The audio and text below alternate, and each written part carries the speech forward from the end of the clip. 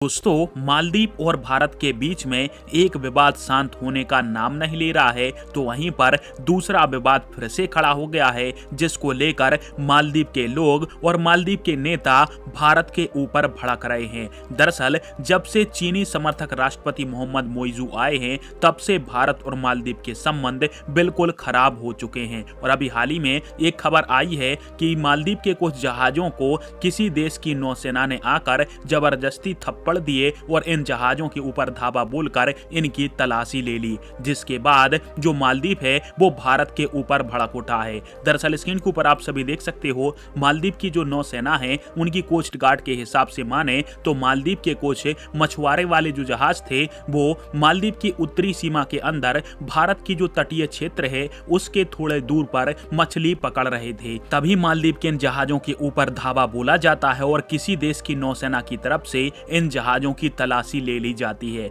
जिसके बाद मालदीव के मछुआरे जब अपने देश वापस लौटते हैं तो इन्होंने भारतीय नौसेना के ऊपर आरोप लगा दिए कि भारतीय नौसेना ने हमारी जबरदस्ती खाना तलाशी ली, जबकि हम मालदीव के जलीय क्षेत्र के अंदर ही मछली पकड़ रहे थे। और इस दावे को भारतीय नौसेना की तरफ से सरे से खारिज कर दिया गया, क्योंकि भारतीय नौसेना का कोई भी जहाज इस समय मालदीव के जलीय क्षेत्र के पास तैनात ही नहीं था। अब इसके बाद मालदीव का जो कोस्ट गार्ड है उसने खुद यह बयान जारी करके कहा है कि जब हम अपने मछुआरों की द्वारा बताए गए जगह के ऊपर पहुंचते हैं तो वहां पर हमें ना तो कोई विदेशी देश की नौसेना मिली और ना ही विदेशों के किसी भी प्रकार के नौसैनिक वहां पर मिले, और हमें यह पता नहीं है कि किस देश की नौसेना ने हमारे मछली पकड़ने वाले जहाजों की तलाशी ली है। यानी इनको मालूम है नहीं कि किस देश की नौसेना ने इनके ऊपर जांच पड़ताल करी और जबरदस्ती भारत के ऊपर आरोप लगा रहे हैं ये मालदीव के मछुआरे। हालांकि आप सभी को क्या लगता है?